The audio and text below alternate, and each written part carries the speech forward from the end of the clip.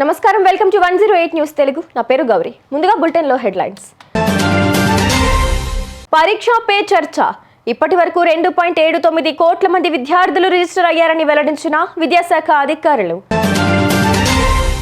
15,000 రూపాయల పింఛన్ లబ్ధిదారుల్లో 4వ వంతు మాత్రమే అర్హులు.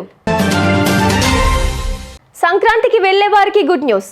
చర్లపల్లి విశాఖ మధ్య జనసాధారణ రైలు. వక్ఫ్ బోర్డు ఆస్తులు కొన్నా ఆక్రమించినా వెనక్కు ఇవ్వాల్సిందే. వక్ఫ్ బోర్డు చైర్మన్ అబ్దుల్ అజీజ్ స్పష్టీకరణ.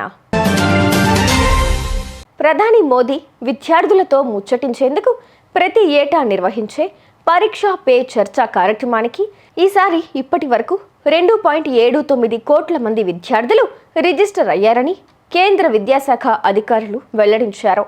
ఇంత భారీ స్థాయిలో విద్యార్థులు రిజిస్టర్ కావడం ఇదే ప్రథమం. ఈ కార్యక్రమాన్ని నిర్వహించడం ఇది 8వ సారి. ఇందులో బోర్డు పరీక్షకు హాజరయ్యే విద్యార్థులతో ప్రధాని ముచ్చటిస్తారు. దీర్ఘకాలిక వ్యాధులతో పూర్తిగా మంచానికే పరిమితమైన వారికి ప్రభుత్వం నెలకు 15,000 రూపాయల పెన్షన్ అందిస్తుండగా లబ్ధిదారుల్లో చాలా మంది ఆ పరిస్థితుల్లో లేరని స్పష్టమవుతోంది. వారి వాస్తవ స్థితిని నిర్ధారించేందుకు కొద్ది రోజులుగా వైద్యులు పరీక్షలు చేస్తూ ఉండగా 20 నుంచి 30% మంది మాత్రమే నిజమైన అర్హులుగా తేలుతున్నారు.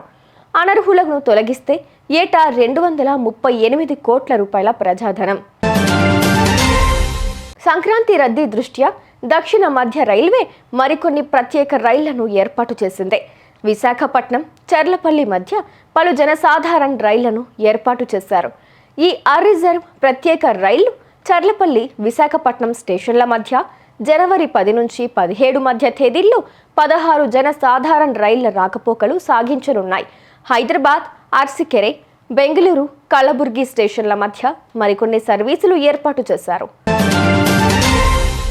రాష్ట్రంలో వక్ఫ్ బోర్డు ఆస్తులు కొన్నా ఆక్రమించినా వెనక్కు ఇవ్వాల్సిందేనని వక్ఫ్ బోర్డు చైర్మన్ షేక్ అబ్దుల్ అజీజ్ స్పష్టం చేశారు.